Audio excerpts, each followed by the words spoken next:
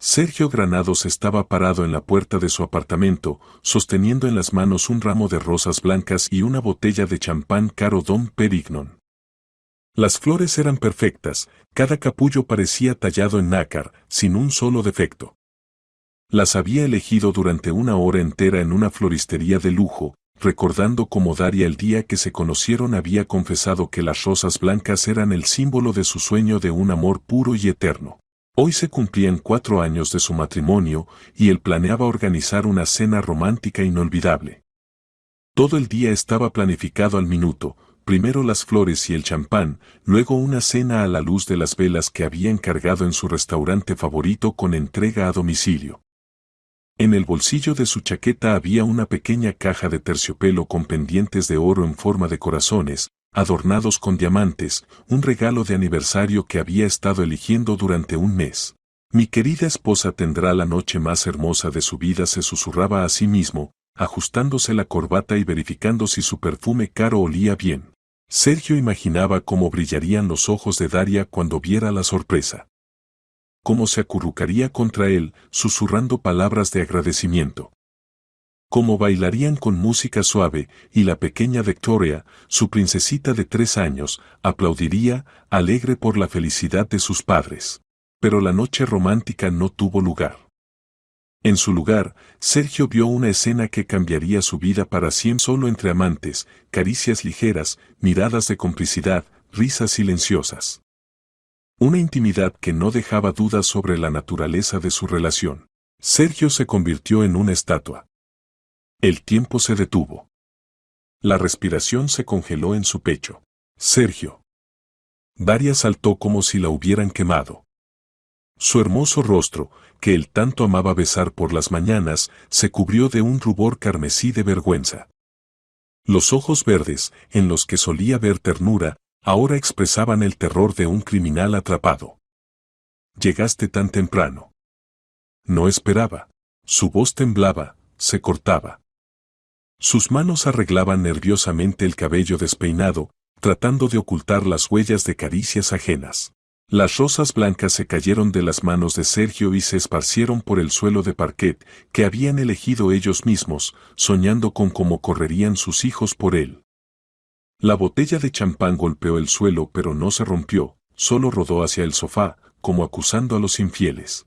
4 años, pronunció Sergio lentamente, como saboreando cada palabra como una medicina amarga. Su voz era extrañamente calmada, lo que asustaba más que un grito. 4 años trabajé como un maldito para proporcionar a nuestra familia una vida digna. Me quedaba en la oficina hasta medianoche, viajaba en viajes de negocios, rechazaba vacaciones. Todo por nosotros.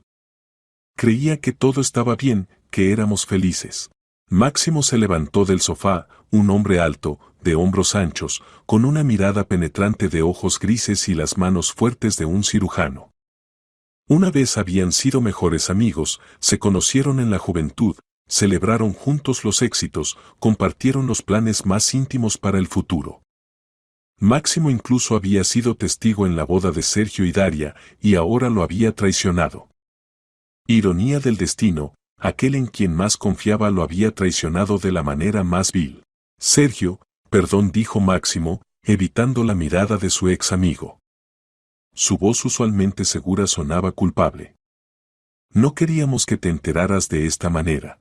No querían que me enterara en absoluto, corrigió Sergio, y en su voz aparecieron notas metálicas que Daria nunca había escuchado antes. ¿Planeaban representar una familia feliz mientras yo trabajo para su bienestar? Un silencio pesado y sofocante se cernió en el aire. Sergio miraba a su esposa, tratando de encontrar en su rostro al menos una sombra de arrepentimiento, al menos un indicio de que todo esto era un terrible error que se podía corregir. ¿Cuánto tiempo lleva esto?, preguntó en voz baja, pero cada palabra cortaba como un cuchillo. Daria bajó la cabeza, jugueteando con el borde de su blusa, esa misma que él le había regalado para su cumpleaños apenas un mes atrás. El silencio se prolongaba, se volvía insoportable. 3 meses, confesó finalmente, apenas audible, y esas palabras sonaron como una sentencia de muerte. ¿De verdad? En la voz de Sergio se oyó una sonrisa amarga. Durante 3 meses me besaste buenas noches, dijiste te amo, preparaste desayunos, acostaste a nuestra hija, le leíste cuentos, y luego corrías a él en el turno de noche. ¿Durante 3 meses interpretaste el papel de esposa amorosa y madre cuidadosa? Daria sollozó, las lágrimas corrían por sus mejillas. No es tan simple como parece, trató de explicar con voz temblorosa.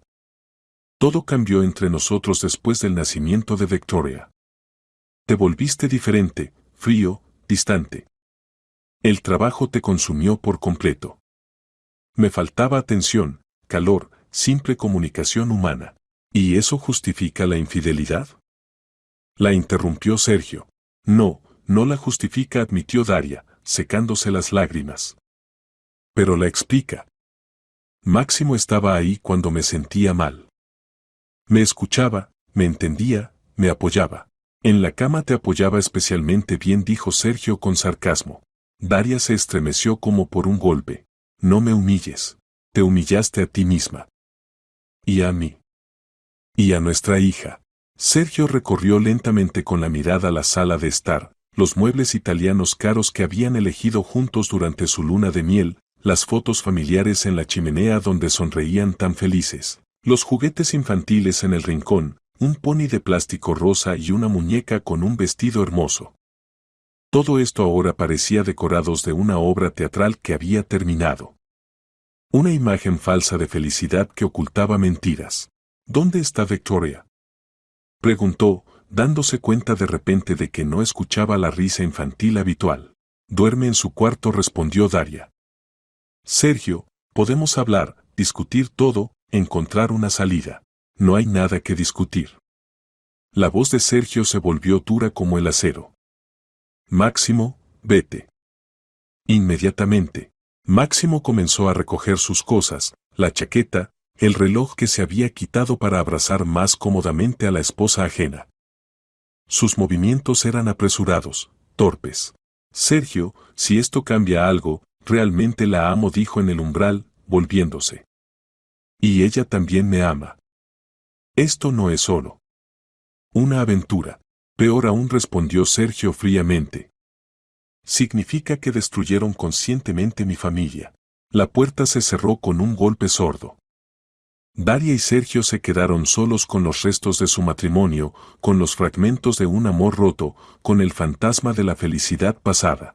¿Qué pasará ahora?, preguntó Daria con voz temblorosa, abrazándose a sí misma como si tuviera frío. Divorcio. Mañana mismo presentaré los documentos. La respuesta sonó como el golpe de un martillo. ¿Y Victoria?, susurró, y en su voz estaba todo el dolor de un corazón materno. Sergio la miró con tal odio que ella retrocedió y se apoyó contra la pared. Victoria se quedará conmigo. Y haré todo para que nunca más la veas. No crecerá con una madre infiel. Desde el cuarto infantil llegó un llanto, una vocecita infantil delgada y asustada. La niña de 3 años se había despertado por las voces altas y llamaba a mamá, sintiendo que algo no estaba bien en la casa. Mami. Mamá, ¿dónde estás?, sollozaba Victoria. Daria instintivamente corrió hacia el cuarto infantil, pero Sergio le bloqueó el paso, extendiendo los brazos. Dije que no te acerques más a ella.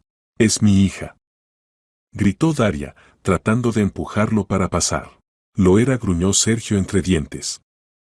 Y ahora ni siquiera estoy seguro de eso. El golpe fue cruel y absolutamente injusto. Victoria había nacido exactamente 9 meses después de su luna de miel en Italia. Sergio mismo había estado presente en el parto, había sostenido la mano de su esposa, había llorado de felicidad cuando vio a su hija. Pero el dolor lo hacía decir cosas que herían más que cualquier cuchillo. Daria palideció, se tambaleó y se aferró al respaldo de la silla para no caer.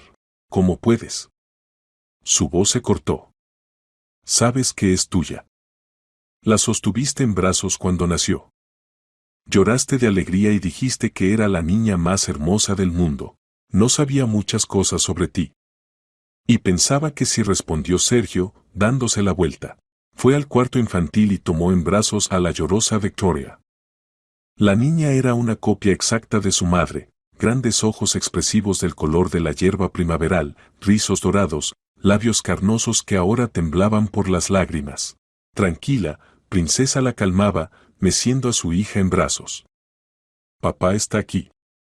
Todo está bien. ¿Dónde está mami? Sollozaba la pequeña, apretándose contra su padre. ¿Por qué está llorando? Escuché cómo mami lloraba. Sergio cerró los ojos, sintiendo cómo su corazón se desgarraba en pedazos. ¿Cómo explicar a una niña de 3 años que mamá es una traidora? ¿Que la familia está destruida y su pequeño mundo se había derrumbado en una hora? Mami. Mami se irá pronto, dijo con dificultad. Pero nosotros nos quedaremos juntos. Siempre estaremos juntos. No quiero que mami se vaya, lloró Victoria aún más fuerte. Quiero que estemos todos juntos. Daria estaba parada en la puerta del cuarto infantil y miraba cómo su esposo mecía a su hija. En su mirada había tanta desesperación, dolor materno y desamparo, que incluso Sergio sintió algunas dudas sobre la corrección de su decisión. Pero inmediatamente recordó la escena en la sala de estar, las manos entrelazadas, las miradas de complicidad, y su corazón se cubrió de nuevo con una corteza helada de venganza. El proceso de divorcio se prolongó durante 6 meses y se convirtió en una verdadera guerra donde cada lado luchaba a muerte. Sergio contrató al mejor abogado de familia de la ciudad, Nicolás Barranco, un hombre con una reputación férrea y un carácter despiadado. Barranco era una leyenda de la jurisprudencia local. En 20 años de práctica no había perdido ni un solo caso de familia, y sus servicios costaban sumas fabulosas. La victoria será nuestra, declaró Barranco con confianza en su oficina, amueblada con muebles de oficina caros. En las paredes colgaban diplomas y fotografías con políticos conocidos. Tenemos pruebas irrefutables de infidelidad, y eso es una carta fuerte en un caso sobre determinación de residencia del menor. En la enorme mesa de roble yacía una carpeta gruesa con fotografías tomadas por un detective privado. Daria y Máximo en un restaurante, inclinándose uno hacia el otro sobre una cena romántica a la luz de las velas. En el parque, besándose bajo un viejo roble donde una vez había paseado toda la familia Granados. En la entrada de su apartamento, donde ella había pasado la noche.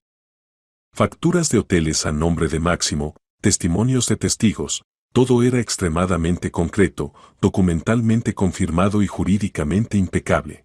No solo necesito divorciarme, dijo Sergio, hojeando el material comprometedor sobre su propia esposa.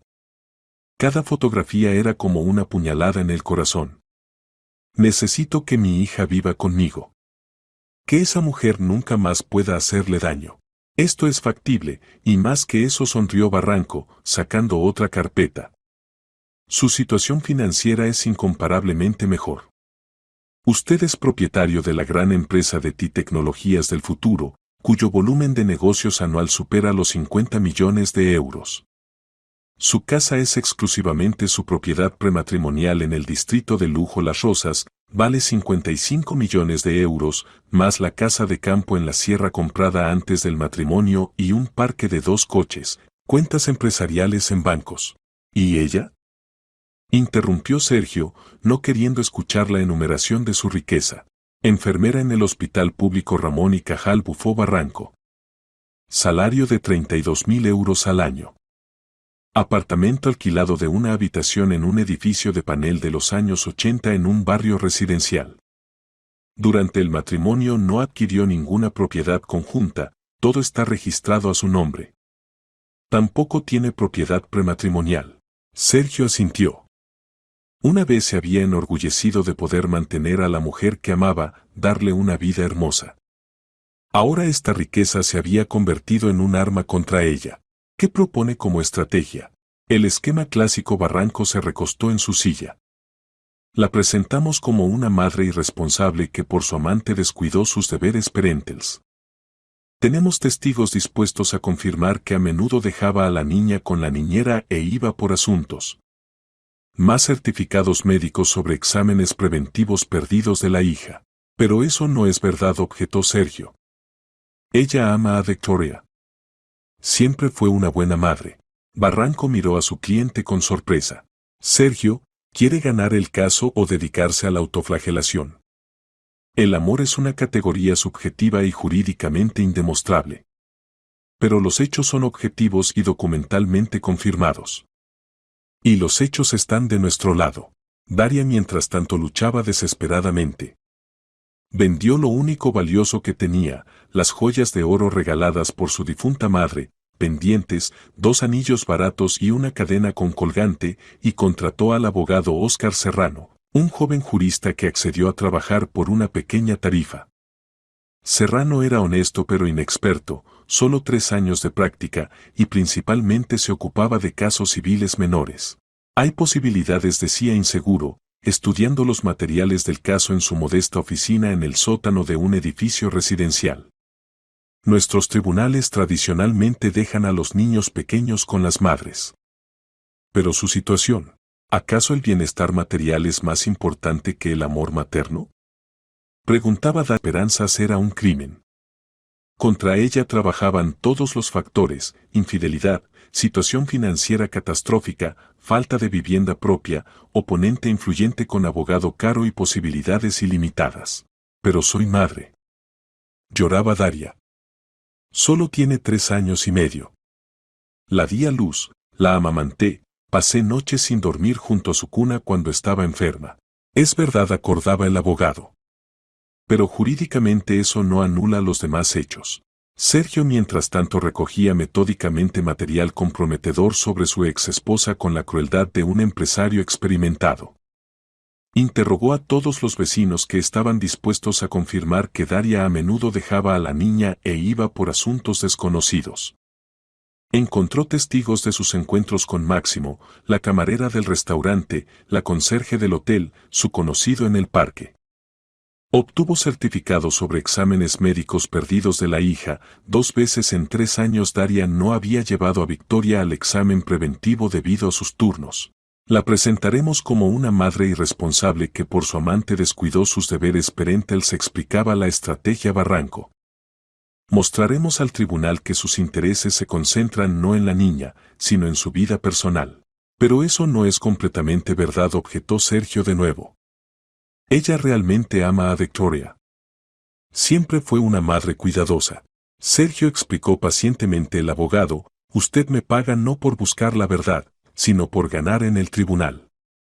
¿Quiere conservar a su hija o dedicarse a la filosofía? El día del juicio llegó, frío, lluvioso, cuando el cielo lloraba junto con la familia destruida. Sergio llegó al edificio del tribunal en un traje negro estricto, con un portafolio de cuero caro. Detrás de él estaba Barranco, seguro, frío, listo para la batalla. Daria en un vestido gris simple que había comprado en una tienda de cadena con los últimos dineros, con el único bolso que le quedaba. Junto a ella, el joven Serrano, arreglándose nerviosamente la corbata y revisando papeles. El juez Íñigo Maldonado, un hombre de unos 60 años, con cabello gris, que había visto en años de trabajo miles de familias destruidas, ocupó su lugar.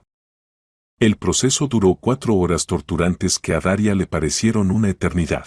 Se escucha el caso por demanda de Granados Sergio contra Granados Daria sobre determinación del lugar de residencia de la menor Victoria Granados, anunció monótonamente el juez, abriendo la sesión. El abogado Barranco actuó como un actor teatral experimentado y un jurista despiadado al mismo tiempo. Pintó la imagen de Sergio como un padre ideal, exitoso, responsable, capaz de proporcionar a la niña un futuro brillante.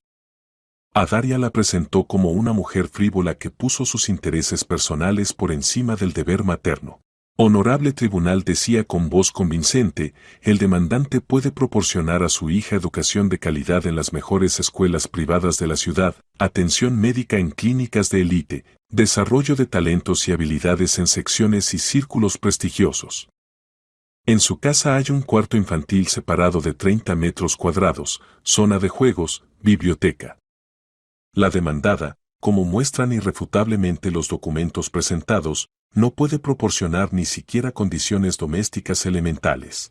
Demostró fotografías de la lujosa casa de Sergio, certificados de ingresos, caracterizaciones del trabajo. Daria trataba de objetar, habló de su amor ilimitado por su hija, de cómo pasaba con ella cada minuto libre, cómo le leía cuentos por las noches, cómo curaba enfermedades infantiles. pero sus palabras se ahogaban en el montón de papeles, certificados y hechos irrefutables. Su señoría decía, levantándose de su lugar y apenas conteniendo las lágrimas, estoy dispuesta a trabajar más, ganar más, alquilar un apartamento mejor. ¿Pero se puede privar a una niña de su madre por dinero? ¿Acaso el amor se mide por cuentas bancarias? Siéntese, dijo severamente el juez. Tendrá la palabra para la declaración final. Los testigos de ambos lados hablaron sobre el carácter de los padres. Por Sergio testificaron colegas influyentes, vecinos del distrito de élite, socios comerciales con reputación impecable. Lo caracterizaron como un padre ejemplar y una persona decente. Por Daria, varias amigas enfermeras y una vecina del apartamento de enfrente, que no podían ofrecer nada más que caracterizaciones emocionales de ella como una persona buena y decente. El clímax fue la presentación de la psicóloga infantil Marina Blanco, una mujer con 20 años de experiencia trabajando con niños traumatizados, que había conducido la evaluación. Según los resultados de las pruebas psicológicas, decía con tono oficial, la niña está igualmente apegada emocionalmente a ambos padres. Sin embargo, en las circunstancias actuales, el demandante puede proporcionarle un ambiente psicológico más estable para el desarrollo pleno y la socialización. Al final de la sesión, el resultado era obvio incluso para el alguacil. El tribunal se retiró a deliberar, pero todos entendían cómo terminaría este caso. Dinero, conexiones y abogado experimentado contra amor y corazón materno, el resultado estaba predeterminado. Una hora después, Maldonado regresó con la decisión que sonó como una sentencia de muerte. El tribunal determina establecer el lugar de residencia de la menor Victoria Granados con el padre, Granados Sergio. A la madre se le otorga el derecho a reuniones cada segundo fin de semana bajo control del padre. Daria se desplomó en la silla y lloró con tal fuerza como si le arrancaran el corazón del pecho. Su llanto se escuchó en toda la sala, era el grito de una bestia herida que había perdido a su cría. Los hombros temblaban por los sollozos, las manos cubrían el rostro. Varias mujeres en la sala también lloraron, simpatizando con el dolor de la madre. Sergio sintió el sabor amargo de la victoria, había logrado lo deseado, pero no había alegría. En lugar de triunfo, en su alma se instaló un extraño vacío que ni siquiera la conciencia de justicia de la venganza cubría. Miró a su ex esposa llorando y por un segundo sintió algo parecido a la lástima, pero inmediatamente suprimió ese sentimiento, recordando su infidelidad.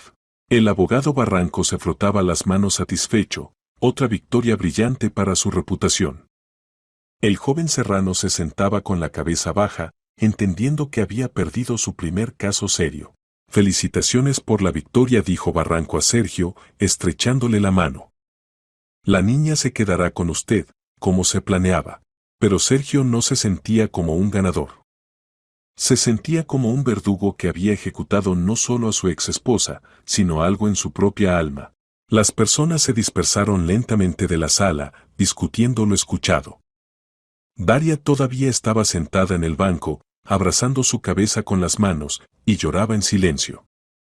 Junto a ella estaba su abogado, sin saber cómo consolar a su clienta.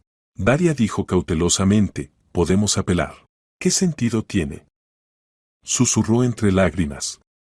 «Él tiene dinero, conexiones, influencia. ¿Y yo? Yo no tengo nada. Solo amor por mi hija», pero el tribunal lo consideró insuficiente. Se levantó del lugar y caminó lentamente hacia la salida, tambaleándose como una borracha.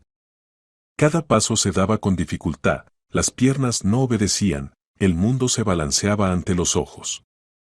En la puerta se volvió y miró a Sergio con una mirada larga, llena de dolor. En sus ojos no había odio, solo tristeza infinita de una madre privada de su hijo. Sergio sostuvo esa mirada, aunque algo en su pecho se apretó de dolor.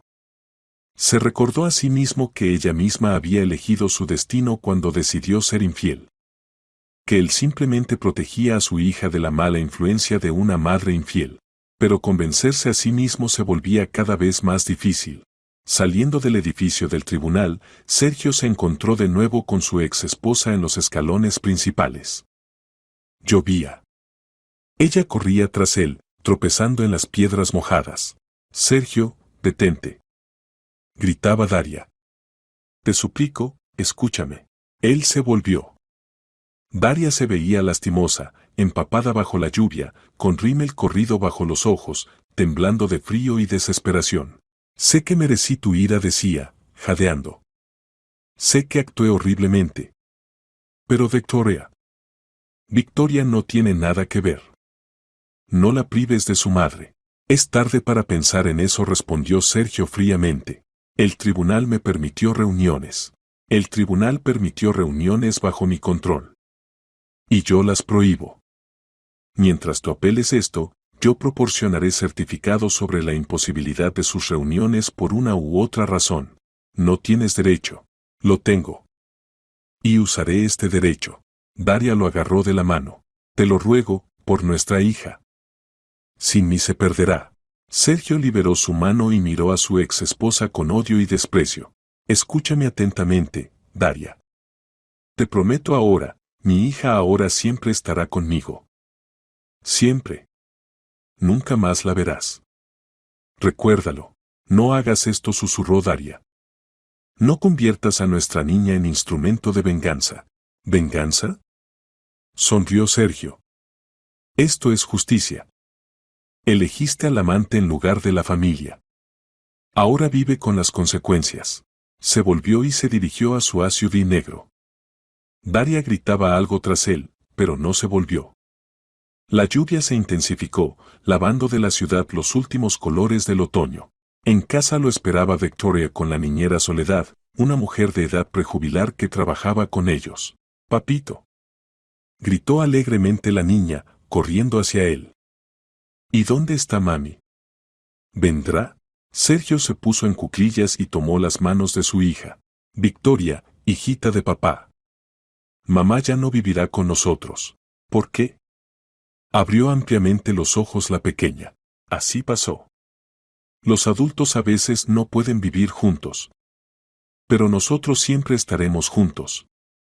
Siempre. ¿Y puedo ir a visitar a mami? No, pequeña. Mamá vive muy lejos. Pero no te pongas triste. Te encontraremos una nueva mami. Buena y hermosa. Los labios de Victoria temblaron. No quiero una nueva mami. Quiero la mía. Te acostumbrarás, dijo Sergio, abrazando fuertemente a su hija. Los niños se acostumbran rápidamente a la nueva vida, pero se equivocaba. Victoria no se acostumbraba. Los meses pasaban, y Victoria no podía reconciliarse con la desaparición de su madre. A pesar de todos los esfuerzos del padre por crearle una vida cómoda, la niña se marchitaba ante los ojos. Sergio la inscribió en el jardín de infancia de élite Ciudad del Sol, donde las clases se impartían según metodologías avanzadas.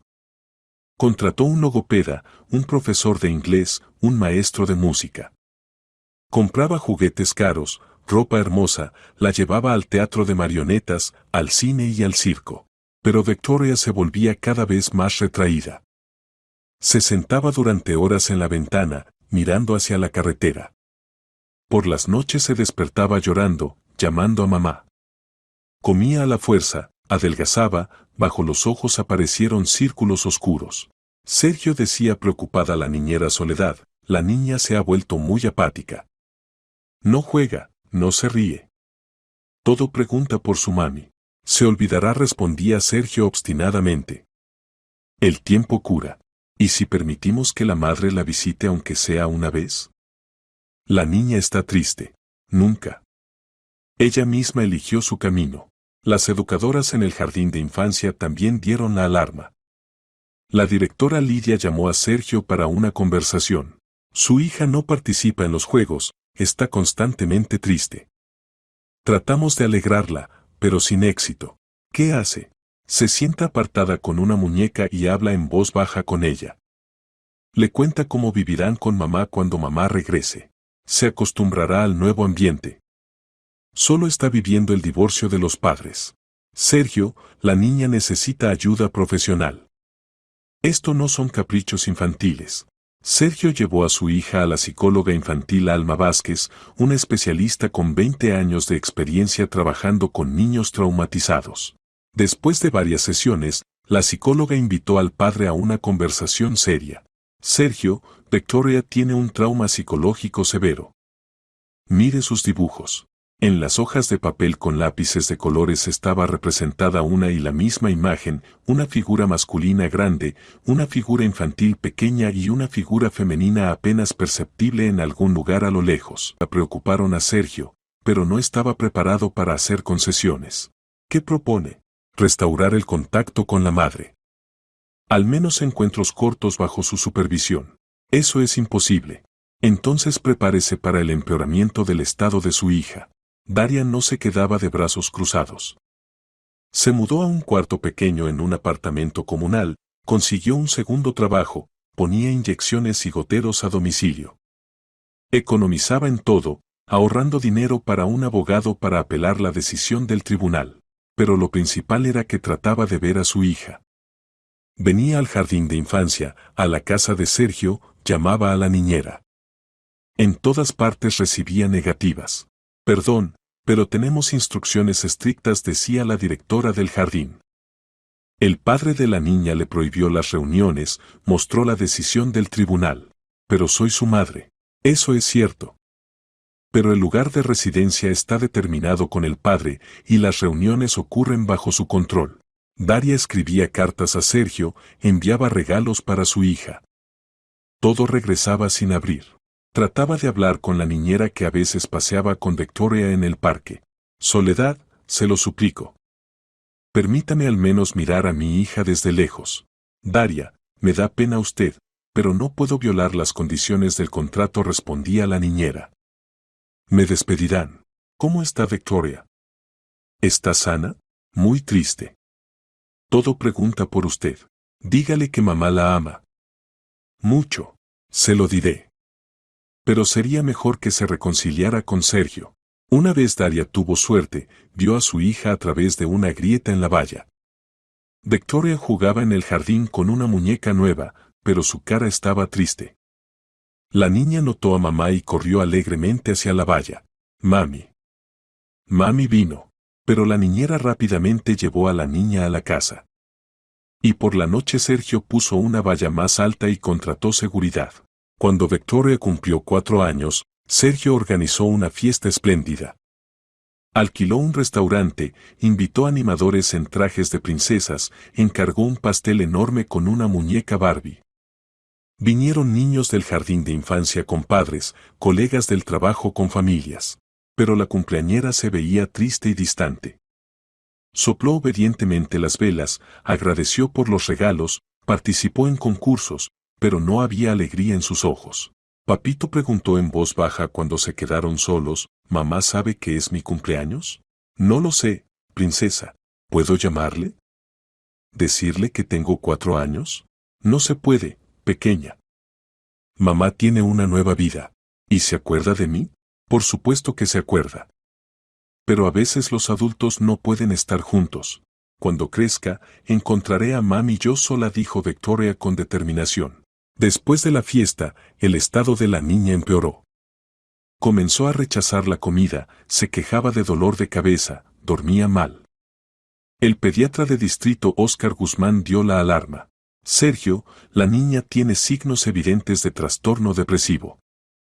Necesita un examen serio. ¿Qué recomienda? Consulta con neurólogo, psiquiatra, posiblemente apoyo medicamentoso. Y eliminación del factor psicotraumático. ¿Qué factor? Creo que usted mismo lo sabe. Pronto el estado de Victoria se volvió crítico. Se convirtió en la sombra de sí misma, una niña delgada, pálida, que casi no hablaba. Pasaba la mayor parte del tiempo en su cuarto, acostada en la cama y mirando al techo. Victoria, hijita, ¿quieres helado? Preguntaba Sergio, tratando de hacer hablar a su hija. No quiero. ¿Y vamos al cine? No quiero. ¿Y qué quieres? A mami. Esta era la única respuesta que recibía a todas las propuestas. La niñera Soledad estaba desesperada. Sergio, la niña se desvanece ante los ojos. Casi no come, no juega, no reacciona a los que la rodean. ¿Qué dicen los médicos? Que necesita a la madre. Todos como uno dicen lo mismo. Entonces no son los médicos correctos. Sergio llevaba a su hija a los mejores especialistas de la ciudad, a clínicas de la capital. En todas partes recibía una respuesta: físicamente la niña está sana, el problema es psicológico. Y pronto pasó lo que todos temían. Una mañana la niña no se despertó a la hora habitual. La niñera vino a despertarla y descubrió una imagen terrible. Victoria yacía en su cuna con los ojos cerrados, pero no era un sueño normal. La respiración apenas perceptible, el pulso débil, la piel de palidez cerosa. La niña no reaccionaba ni a la voz ni a los toques. «Sergio», gritó la niñera al teléfono. «Urgente a casa. Algo terrible le pasa a Victoria». Sergio llegó en 15 minutos, llamando simultáneamente al mejor equipo de reanimación de la ciudad. Al ver a su hija, entendió, este era el final. «Mami», susurró Victoria apenas audible cuando él tomó su mano. «Quiero a mami». Estas fueron las últimas palabras que escuchó de ella. En el hospital los médicos realizaron un examen exhaustivo.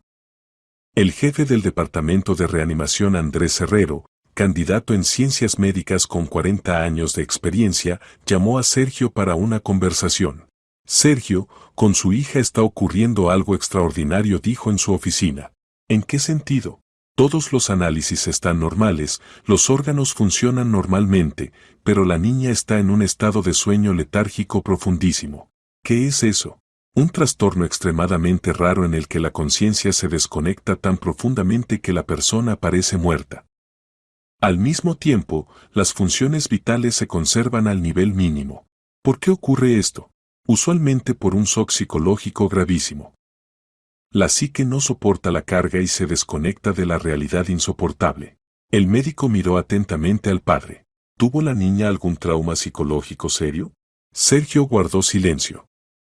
Entendía que él mismo había llevado a su hija a este estado.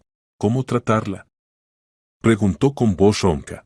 «Terapia de apoyo, monitoreo de indicadores vitales. Y búsqueda de una manera de devolverla a la realidad».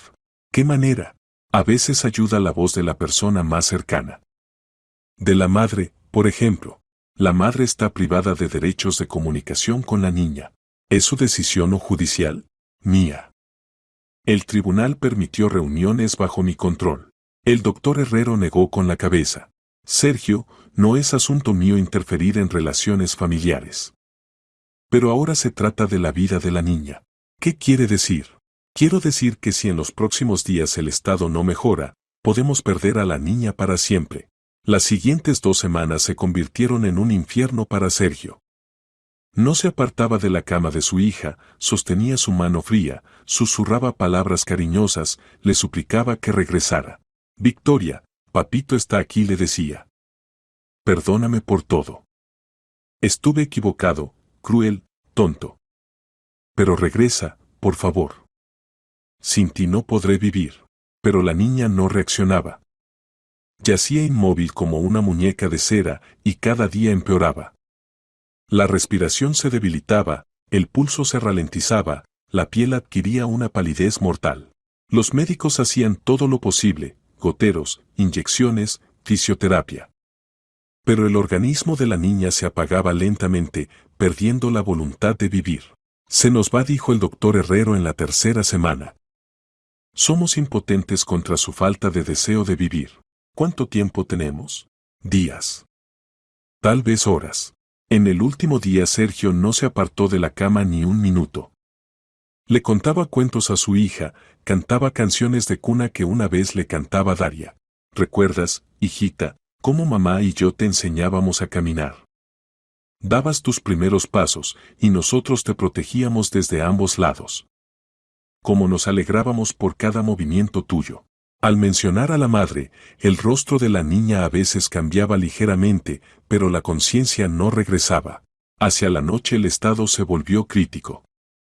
Los monitores comenzaron a pitar alarmantemente, mostrando valores peligrosos. «La actividad cardíaca se apaga», constató el médico de guardia. A las 21:47 el corazón de Victoria de 4 años se detuvo. «Hora de muerte, 21:47 minutos», dijo en voz baja el médico. Sergio abrazó el cuerpo sin vida de su hija y lloró con tal fuerza como si le arrancaran el alma del pecho. El funeral se fijó para el jueves. Sergio eligió todo lo mejor para su princesa, un ataúd blanco con volantes de satén rosa, un vestido hermoso color marfil con botones de perlas, zapatitos blancos. Los juguetes para el último viaje los seleccionó especialmente cuidadoso, la muñeca favorita Alicia con cabello dorado, un unicornio de peluche regalado en el tercer cumpleaños, un libro de cuentos de Andersen. Era tan pequeña, lloraba la niñera Soledad. Y tan inteligente. Hablaba como una adulta. No merecía tal destino, acordaba Sergio. A Darian no le comunicó la muerte de su hija. La ira y el orgullo aún lo controlaban, no dejándolo reconocer su culpa. El ataúd se instaló en la sala de estar de la casa. Encendieron velas de iglesia, trajeron lirios y rosas blancas. Colgaron retratos de Victoria, la niñita feliz que había sido antes del divorcio de los padres. El miércoles vinieron a despedirse colegas, vecinos, conocidos. Todos decían las palabras correctas sobre que el Señor lleva a los ángeles consigo, que hay que mantenerse firme. Era una niña especial, decía la educadora del jardín. Silenciosa, pensativa, muy buena. Tales niños no son para este mundo, suspiraban las vecinas. Cada palabra resonaba con dolor en el corazón del padre. Entendía que había matado a su propia hija con su sed de venganza. El jueves resultó claro y cálido. El sol de mayo brillaba tan radiante como si la naturaleza no supiera del dolor humano. En la iglesia de San Miguel se reunieron unas 50 personas. El padre Miguel, un sacerdote joven con voz penetrante, ofició el funeral por la menor. Señor, recibe el alma de tu sierva Victoria en el reino de los cielos, donde no haya enfermedad, ni pena, ni suspiros. Sergio estaba junto al ataúd, agarrándose a su borde para no caer. Las fuerzas lo abandonaban, el mundo se balanceaba ante los ojos. Que encuentre ella descanso en los brazos de los ángeles, continuaba el sacerdote. Que haya allí esa felicidad que le faltó en la vida terrenal. Después del funeral, la procesión se dirigió al cementerio del este. El ataúd infantil blanco lo llevaban en brazos, era sorprendentemente ligero, como si en él yaciera no una niña, sino una muñeca. La tumba estaba cavada bajo un abedul joven en un rincón tranquilo del cementerio. Un lugar hermoso, apacible, adecuado para el sueño eterno de una niña. Cuando bajaron el ataúd a la tierra, Sergio arrojó un puñado de tierra húmeda y susurró: «Adiós, mi pequeña princesa. Perdona a papá por todo». La tumba se llenó rápidamente. El ataúd blanco desapareció bajo una capa de tierra negra y Sergio sintió que parte de su alma se iba allí también. Las personas se dispersaron, expresando las últimas condolencias. Quedaron solo los más cercanos, la niñera, algunos amigos de la familia, parientes lejanos. Sergio, vamos a casa, propuso cautelosamente Soledad. Está cansado.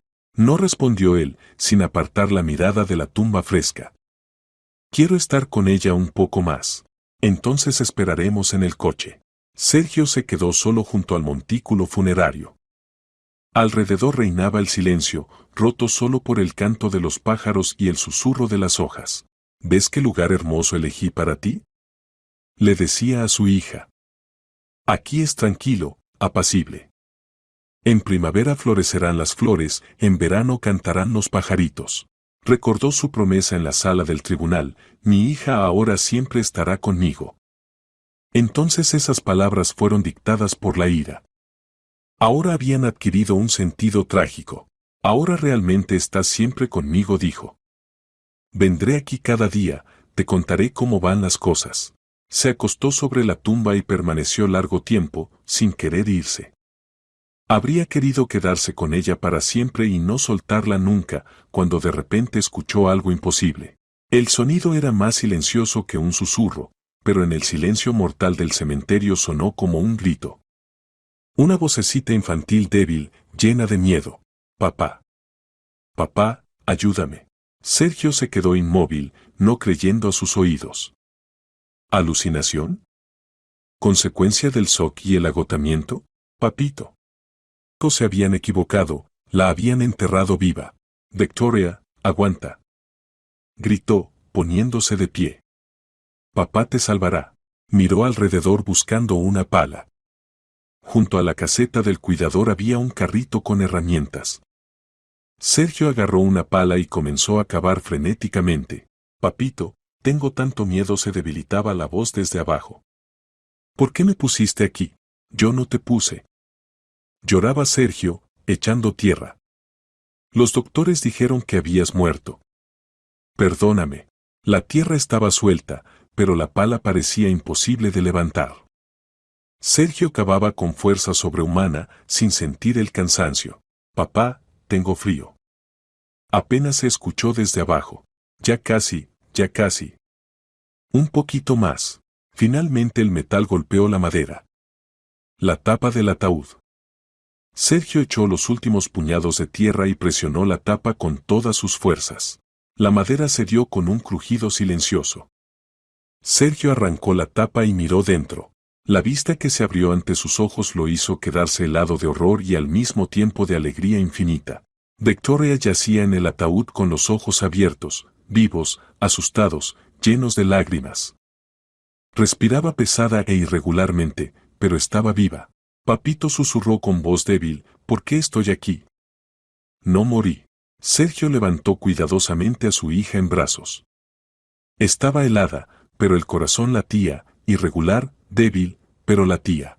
Todo está bien, mi ángel, decía entre lágrimas de alegría. Papá te encontró. Ahora todo estará bien.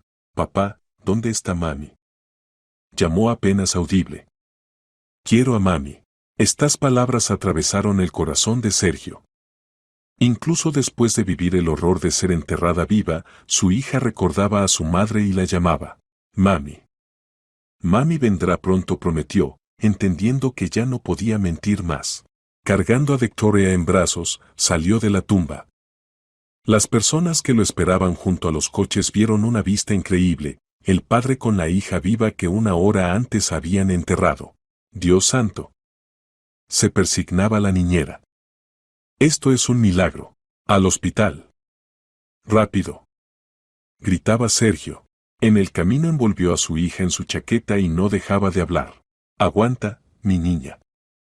Ahora los doctores te ayudarán. Papá, ¿qué me pasó? Dormiste muy profundamente. Tan profundamente que todos pensaron. No pudo terminar. ¿Y por qué me pusieron en la caja? Fue un error, Sol. Un error terrible. En el hospital los recibió el mismo jefe médico. Al ver a la paciente resucitada, el personal médico no podía ocultar su asombro. Esto es imposible, negaba con la cabeza el doctor Herrero. Constatamos la muerte según todas las reglas. Pero está viva. Exclamó Sergio. A Victoria la pusieron inmediatamente en reanimación, la conectaron a aparatos, comenzaron terapia de emergencia. Mientras los médicos estabilizaban el estado de Victoria, el doctor Herrero explicaba a Sergio lo ocurrido. Este es un caso único en la práctica médica. La niña cayó en un sueño letárgico tan profundo que imitó la muerte clínica. ¿Cómo es posible? Con un shock psicológico gravísimo, el organismo puede desconectarse casi completamente. El pulso y la respiración se vuelven tan débiles que es imposible detectarlos con métodos ordinarios y aparatos. ¿Por qué no lo notaron? Verificamos todo: pulso, respiración, reacción de las pupilas. Pero a veces las funciones vitales se ralentizan hasta el mínimo crítico. ¿Cuánto tiempo pudo estar bajo tierra? Unas 2 o 3 horas. En el ataúd había reserva de aire, más el metabolismo ralentizado. Si no hubiera escuchado su voz. El médico no terminó, pero Sergio entendió, la voz de su hija la había salvado de la muerte. ¿Se recuperará? Físicamente relativamente rápido. Pero psicológicamente necesita terapia especial. Y lo principal, hay que eliminar la causa que llevó a tal estado. ¿Se refiere a traer a la madre? Sí. La niña necesita ver a su madre inmediatamente. Mientras los médicos luchaban por la salud de Victoria, Sergio se sentó en el pasillo del hospital y por primera vez en mucho tiempo se miró a sí mismo honestamente. Entendió que había llevado a su propia hija al borde de la muerte con su sed de venganza. Necesito llamar a Daria, le dijo a la niñera. Correcto, Sergio acordó Soledad. La niña necesita a su madre. El número de Daria lo recordaba de memoria. Los dedos temblaban cuando marcaba las cifras conocidas. Largos tonos. Luego la voz conocida. Diga. Daria, soy Sergio. Larga pausa. Luego con alarma. ¿Sergio? ¿Qué pasó? ¿Cómo está Victoria? Daria, ven al hospital. Inmediatamente. Hospital Ramón y Cajal, reanimación. ¿Qué le pasa a Victoria? Se oía pánico en la voz. Te explico cuando vengas. Está viva, pero necesita a su madre. ¿Cómo es eso de está viva? ¿Había amenaza? Ven. Rápido. Daria llegó en media hora, despeinada, con los ojos dilatados de horror. ¿Dónde está Victoria? ¿Qué le pasó? Sergio miró a su ex esposa. En el año de separación había cambiado mucho, adelgazó, envejeció, en los ojos apareció una tristeza profunda. Siéntate, dijo. Lo que te contaré parecerá increíble. Y le contó todo, sobre la enfermedad de su hija, sobre el sueño letárgico que los médicos tomaron por muerte. Sobre el funeral, sobre la voz desde la tumba, sobre cómo desenterró a la niña viva. Daria escuchaba, cubriéndose la boca con la mano. A veces sollozaba, a veces negaba con la cabeza horrorizada. Dios mío, susurró. Podría haberse asfixiado allí, pero no se asfixió. Escuché su voz. ¿Por qué se enfermó? Sergio bajó los ojos. Por mi culpa. Los médicos dicen que por la nostalgia hacia ti. ¿Por tu culpa? No entendió Daria. Le prohibí reunirse contigo. La usé como arma de venganza por tu infidelidad. Daria callaba, procesando lo escuchado. ¿Y ahora qué? Ahora puedes verla. Los médicos insisten en tu presencia. ¿Y tu actitud hacia mí? Mi actitud no importa. Lo importante es Victoria. Los médicos permitieron a la madre entrar en reanimación. Victoria yacía bajo una máscara de oxígeno, conectada a muchos sensores. Al ver a su madre en la puerta, la niña trató de sonreír. ¿Mami? Susurró a través de la máscara. ¿Realmente viniste? Daria se acercó a la cama, tomó cuidadosamente la mano de su hija. Sí, Sol, mami está aquí. Pensé que me habías olvidado. Nunca, pequeña. Mami pensaba en ti cada minuto. ¿Y por qué no venías? Daria miró a Sergio, que estaba en la puerta. Papá no nos permitía vernos. Estaba muy enojado con mami. ¿Por qué estaba enojado? Te contaré cuando crezcas. Lo principal es que ahora estamos todos juntos. ¿Para siempre? Para siempre. La presencia de la madre actuó sobre Victoria mágicamente. Ya en un día se volvió más activa, comenzó a comer, a interesarse por lo que la rodeaba. Esto es asombroso, decía el doctor Herrero. En un día la niña cambió cardinalmente. ¿Significa que la crisis pasó? Preguntaba Sergio. Físicamente, sí. Pero psicológicamente la niña necesita estabilidad. Ningún shock, presencia constante de ambos padres. ¿Qué quiere decir? La madre debe estar cerca. Constantemente. Cualquier separación puede provocar una recaída. En una semana dieron de alta a Victoria con la condición de observar estrictamente el régimen y supervisión regular con el psicólogo. Sergio entendió, Daria debía vivir en su casa. Daria se dirigió a su ex esposa cuando iban a casa, los médicos tienen razón. Necesitamos vivir bajo el mismo techo. ¿Por Victoria? Solo por ella. No estoy preparado para restaurar nuestra relación. Pero estoy preparado para el cuidado conjunto de nuestra hija. ¿Dónde viviré? En el dormitorio de huéspedes del primer piso. Tiene entrada separada, baño propio. ¿Y por cuánto tiempo? Hasta que los médicos digan que el peligro pasó. Daria aceptó. Por su hija estaba dispuesta a cualquier condición. Victoria estaba encantada de que los padres vivieran de nuevo en la misma casa. ¿Somos otra vez una familia? Preguntaba alegremente. Sí, pequeña, respondía Daria. Estamos todos juntos. Las primeras semanas pasaron tensas.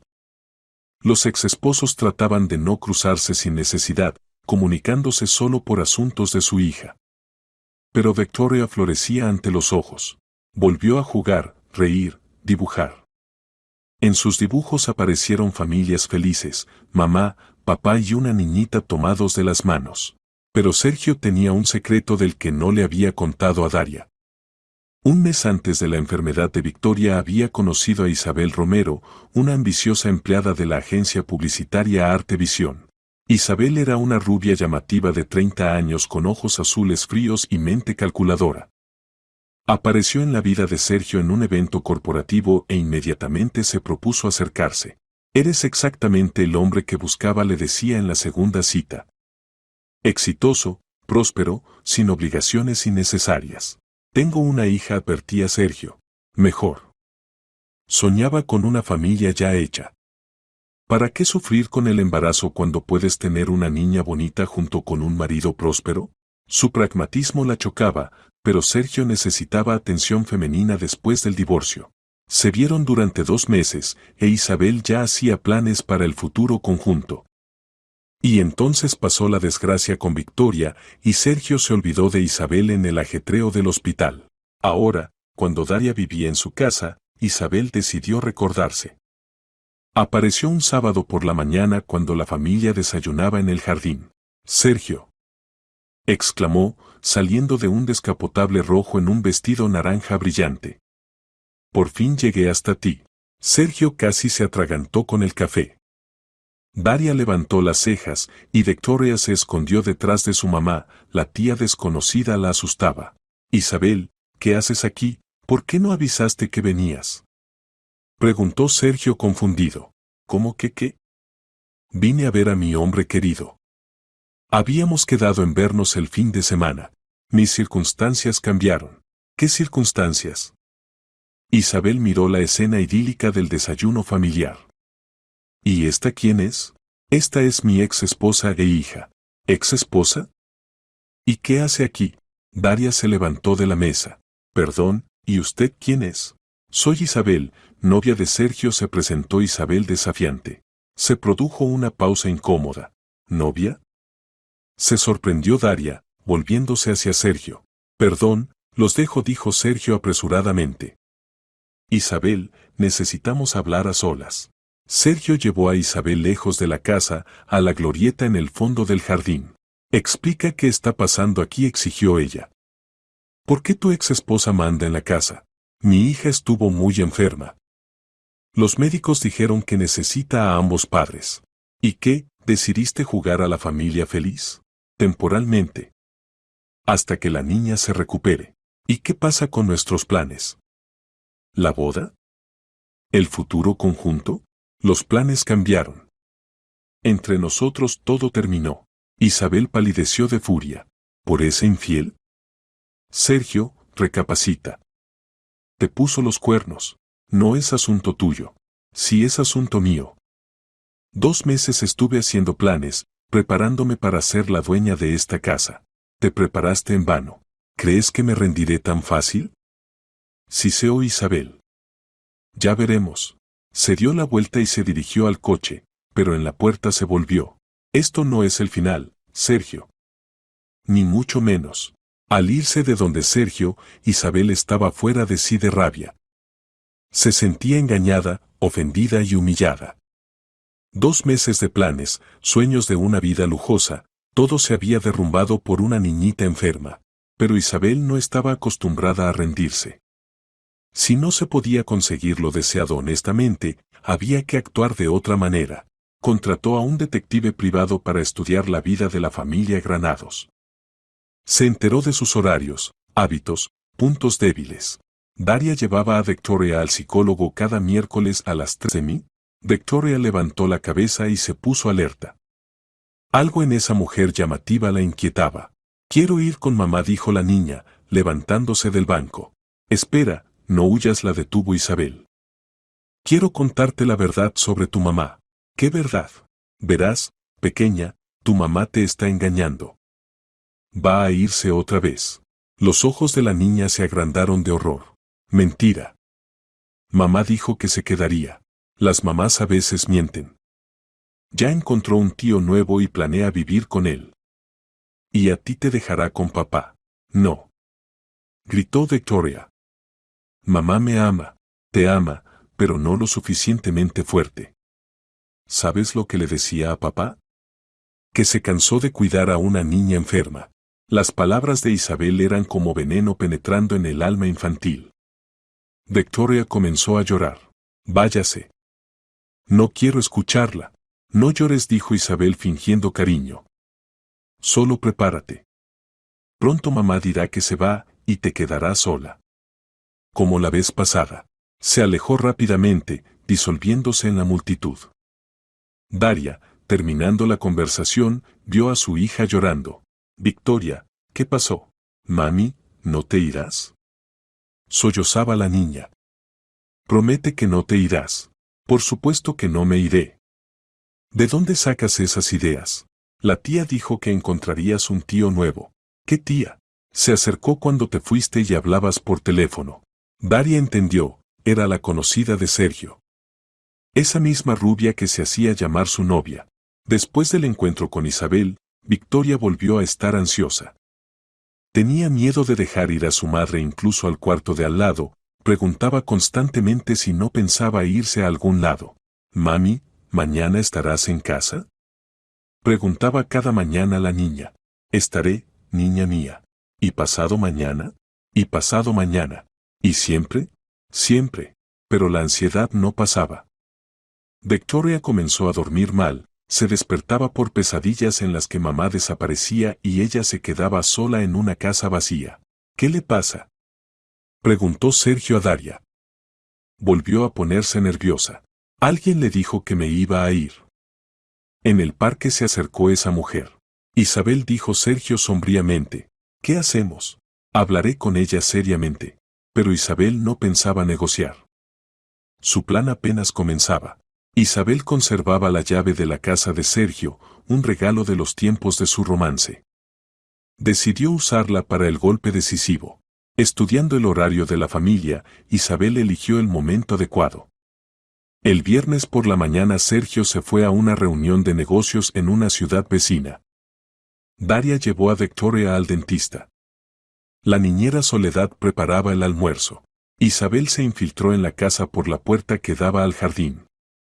Llevaba un frasco con líquido transparente, un somnífero de acción fuerte que había conseguido a través de un farmacéutico conocido. Unas gotas, y la niña volverá a entrar en coma, pensaba, moviéndose por la casa.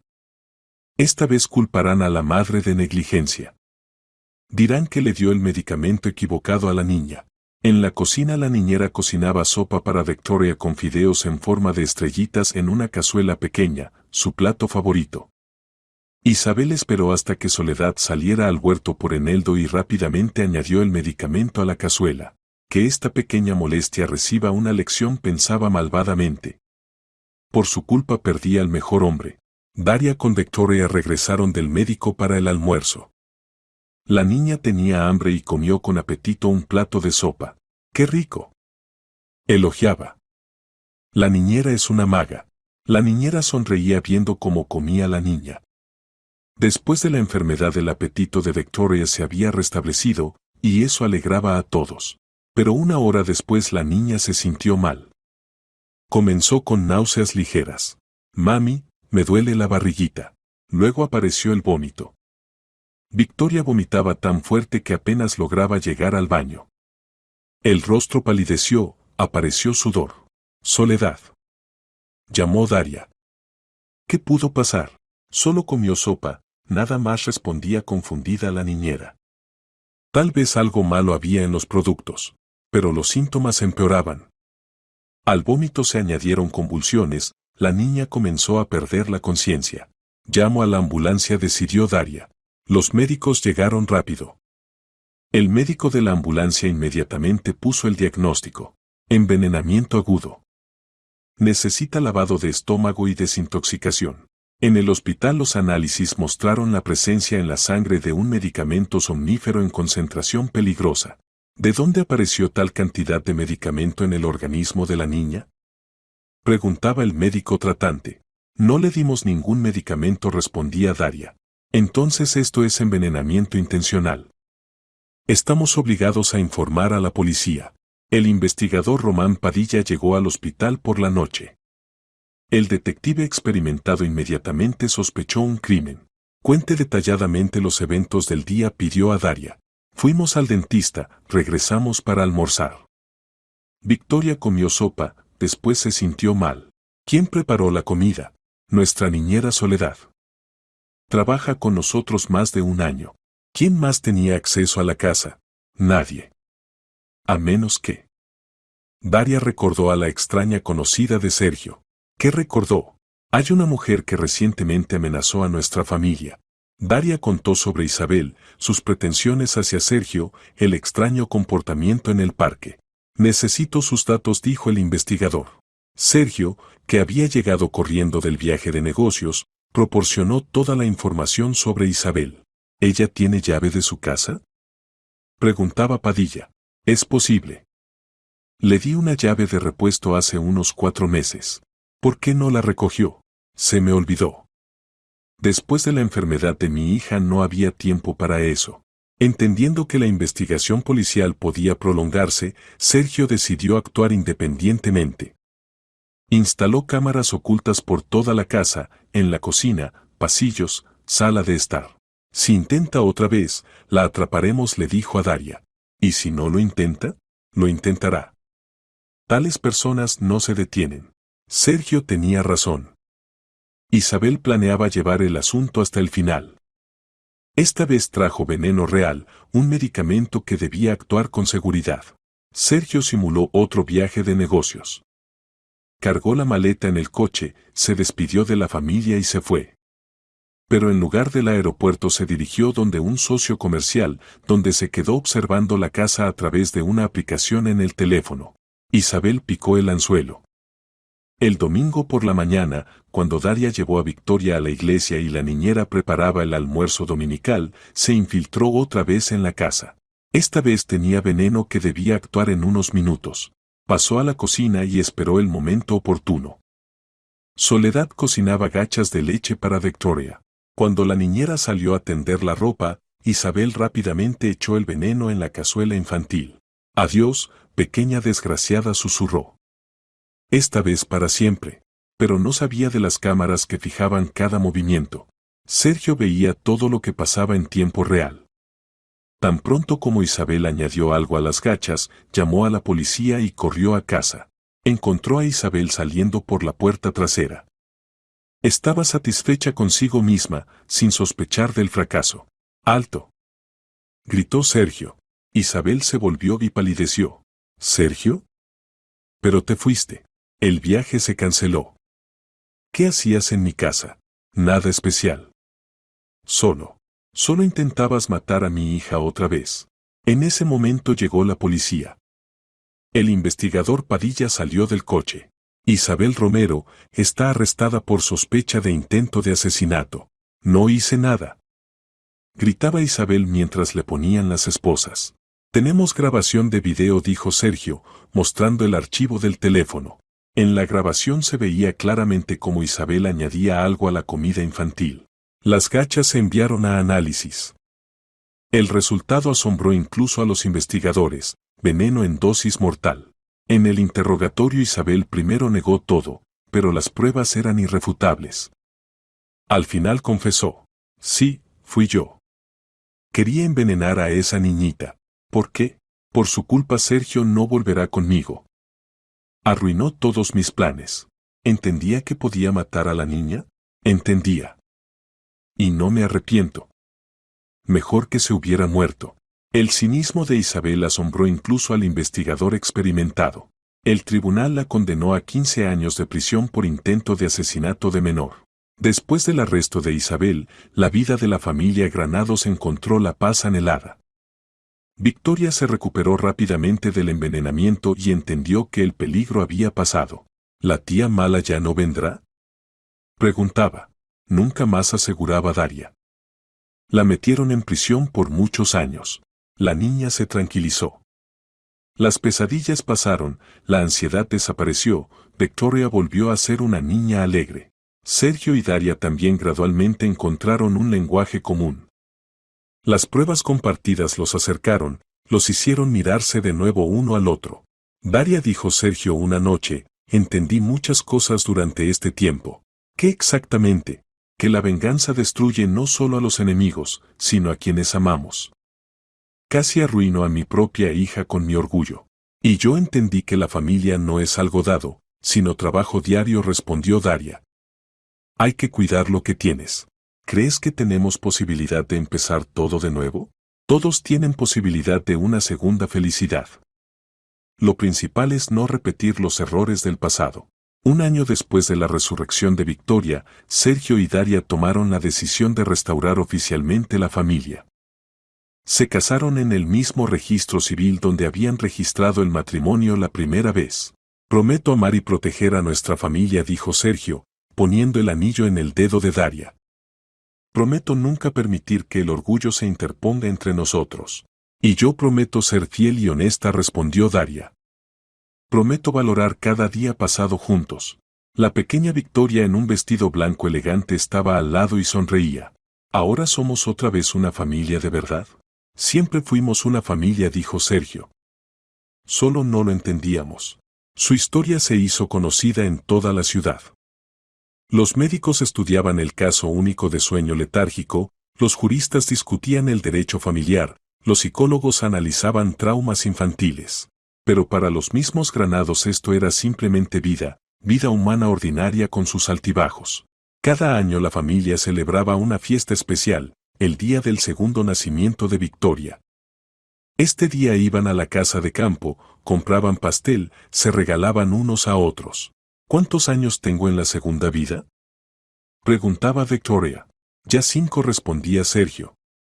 Y cada año será mejor que el anterior. ¿Por qué? Porque aprendimos a valorarnos unos a otros. Pasaron 5 años. Victoria creció como una niña inteligente y buena. Estudiaba bien, se dedicaba a la danza, dibujaba cuadros hermosos. En sus dibujos siempre había familias felices, niños jugando, paisajes soleados. Los colores oscuros desaparecieron de su paleta. «Mamá, ¿realmente estuve muerta?», preguntó una vez. No muerta, sino dormida muy profundamente, como la princesa durmiente del cuento, explicó Daria. ¿Y por qué pasó? Porque extrañabas mucho a mamá, y papá no lo entendía. ¿Y ahora lo entiende? Ahora todos entendemos que la familia es lo más importante. A veces en la escuela los compañeros preguntaban a Victoria sobre su historia inusual. Ella respondía simplemente: estuve enferma, y después me curé. Me ayudó el amor. ¿Qué amor? No entendían los niños. De mamá y papá. El amor es la mejor medicina para todas las enfermedades. Hoy, cuando Victoria cumplió 16 años, sabe toda la verdad sobre su infancia. Los padres le contaron sobre el divorcio, la infidelidad, el litigio judicial, sobre cómo su orgullo casi la mató. ¿No te enojas con nosotros?, preguntó Daria. ¿Por qué enojarme?, se sorprendió Victoria. Gracias a esos eventos nos convertimos en una familia verdaderamente fuerte. ¿Cómo puedes decir eso? Porque entiendo, a veces hay que perder todo para entender qué es realmente importante. Estudiaba en el último curso, pensaba postular a la Facultad de Psicología. Quiero ayudar a familias que están en crisis, explicaba su elección. Mostrarles que de cualquier situación hay salida. ¿Y qué consideras lo principal en la felicidad familiar?, le preguntaban. Saber perdonar, respondía sin vacilar. Y recordar que el amor es más fuerte que cualquier ofensa. Por las noches la familia a menudo se reunía en la sala de estar. Sergio trabajaba en la computadora, Daria leía revistas médicas, Victoria hacía tareas. La vida ordinaria de una familia ordinaria. Pero los tres sabían que su felicidad era especial. Habían pasado por el infierno y regresado de allí como personas diferentes, más sabias, más buenas, más fuertes. Y en algún lugar en el cementerio del este, bajo un viejo abedul, está una tumba vacía con inscripción sobre dolor enterrado. A veces vienen allí personas que escucharon esta historia y reflexionan sobre qué es realmente importante en la vida. Porque la historia de la familia Granados es una historia sobre que el amor puede resucitar incluso a los muertos. Y que nunca es tarde para corregir los errores si tienes valor para reconocerlos. La voz de la hija desde la tumba se convirtió para Sergio en la voz de la conciencia que lo devolvió a la humanidad. Y esa voz continúa sonando en su casa cada día, en la risa de Victoria, en la ternura de Daria, en la gratitud por la segunda oportunidad. porque la medicina contra cualquier melancolía realmente existe. Y su nombre es amor.